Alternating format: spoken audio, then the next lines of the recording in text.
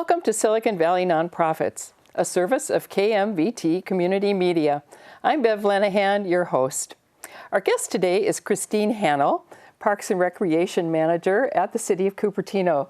Christine, thank you for being with us today. Thank you for inviting me. Happy to have you. Well, we're going to explore your unique program, Leadership 95014, and I'm so anxious to hear a little bit more about it. So what are the unique components of Leadership 95014, which of course is Cupertino? Yes. It's our executive leadership program. And the city had offered a leadership program for years, and then for a variety of reasons had stopped. So back in 2009, the council had directed staff to begin coordinating a new program. And so at that time, we developed a planning committee that came together and decided on what the components should be for this new program. And I think what makes it unique is it's an executive leadership program for people that work or live in Cupertino and in the community, and that might be aspiring to seek out leadership opportunities in the community. And it's really nice because it gives folks an opportunity to learn about Cupertino, as well as to develop their own leadership style, and to take provides them an opportunity to self-reflect on what they need to do as a leader and how they can expand on their leadership qualities. Yes, it's one thing to learn about what the components of the city and what makes it special. It's another thing to learn about yourself and what leadership strengths you have, and how, as you say, develop your own style. Absolutely. It sounds like a very powerful two-pronged kind of program and approach to take. That's great to hear. So I would like to know, what are some of the components of the program?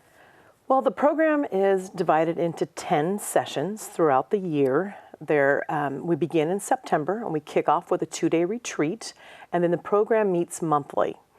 And each session has a different topic that we are covering. That might be, it might be an education session.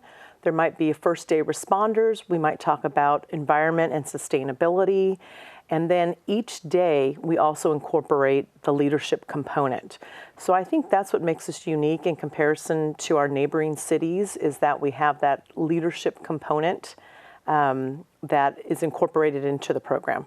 And don't they also go visiting? They take field trips, right? Yes, yes. This is not intended to be a classroom program. We want the folks to get out and experience the community. So we are actually getting on the bus or traveling in carpools, and we are actually visiting the various sites. So we are going off site. We are going to the training facility where the sheriffs train and where Santa Clara County Fire train. We're visiting classrooms. We're going to De Anza College. We're visiting Recology recycling plants. Oh, very good. So it's very exciting. We also incorporate a tour of the city, which is always exciting for people. People are always driving around the community. They see development happening. They may not know what exactly is happening. So that's one of our very popular days, where we are able to go around with the Director of Community Development, and she points out all the development that's occurring. Or might occur. But a lot of them are underway, and she can give some explanation and detail exactly what's happening and what the process is. So people find that very exciting.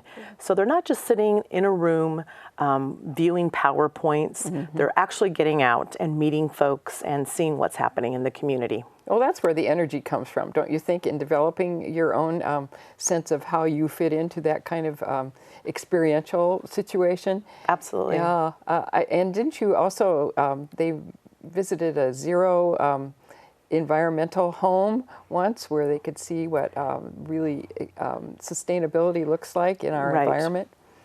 Yes, we try to, like I said, to go out and find examples in the community for whatever the topic of the day might be. So in that particular case, we did go out to a home that was right there in Cupertino. Like I said, we visit school sites. We visit the college campuses and some of our local parks as well. Do you even go to Apple?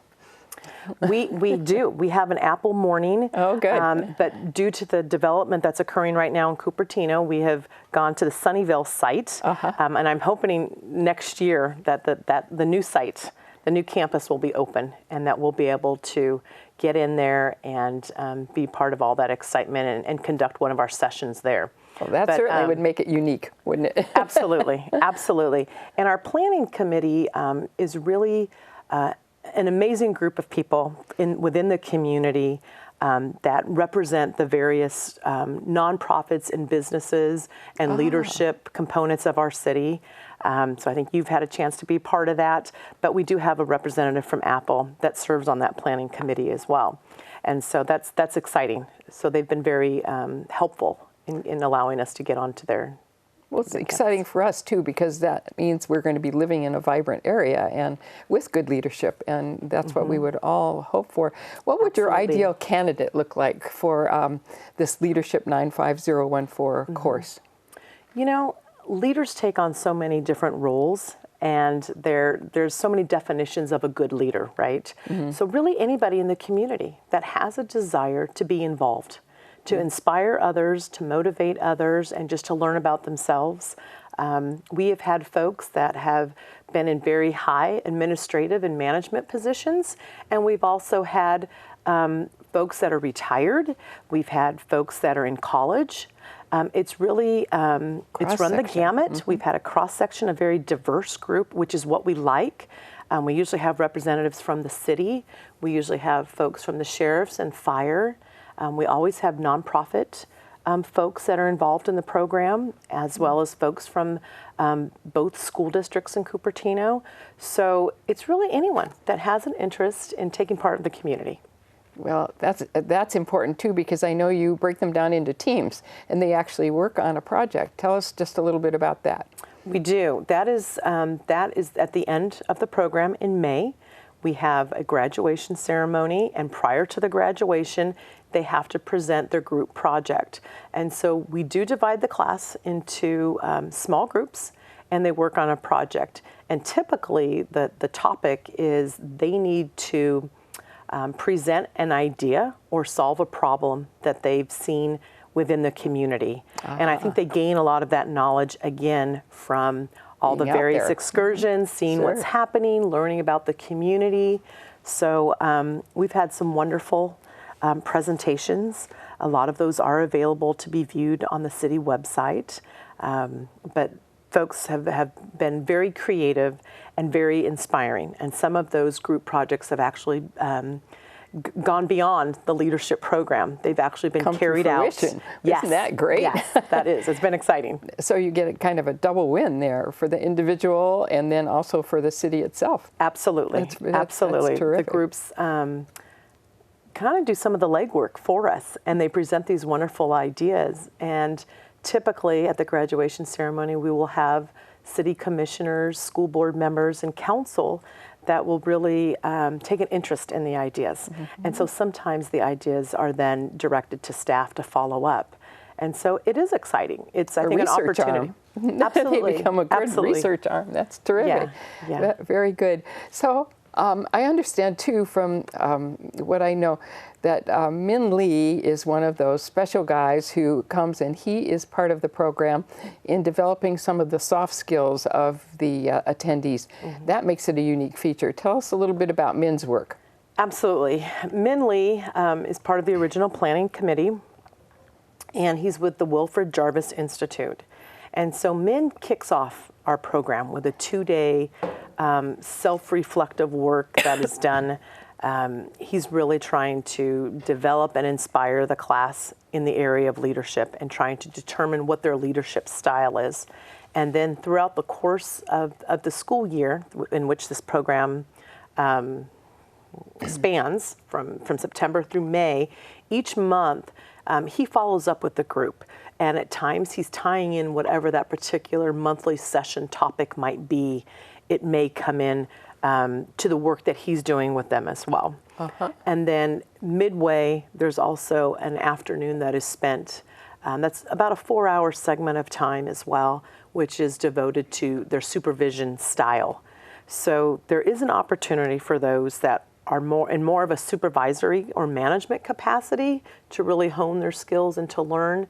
And again, if folks are not interested in that, they're just interested in leadership within their own schools or churches, I think his work with them also, you know, allows them to develop and kind of hone those skills as well. Sounds like one-on-one almost to help the individual wherever Absolutely. they are. Mm-hmm. That's what's so great about him. He has amazing capacity to really develop personal relationships with the class. Yeah. He's always available to them before and after class. And for some folks, they have found that invaluable. I'm And I sure. think you don't always find that in a leadership program, that there's some additional opportunities there to really take it to whatever extent you want. But he's available to the class, and that's really nice. And I've experienced him as being very open and warm and available, and I think that is one of the things that sets Leadership 95014 apart from other programs. Yes. Yeah, so Cupertino's very fortunate to have that kind of development going on, and pleased that the city is continuing to make that happen. Mm-hmm. And you find that the support for people attending, some of that comes from the employers, in addition to maybe each individual paying something as well. Right, right. We have tremendous support from other partners besides Wilfred Jarvis. Like I said, the school districts typically will send employees to the program, and the county, Santa Clara County Fire and Sheriffs. El Camino Hospital has sent. Oh, good. The nonprofits, West Valley Community Services, have sent folks. We've had people from Recology, which is another partner. Good. So it's really nice that we have that ongoing commitment, and people typically want that they already know who their next person is that they want to send to the program. Word of mouth is good. Crucial. But you are signing up people now, so if someone is interested, how do they get a hold of you? You're getting ready for your next fall class, so how do people get a hold of you so that they can find out more or sign up?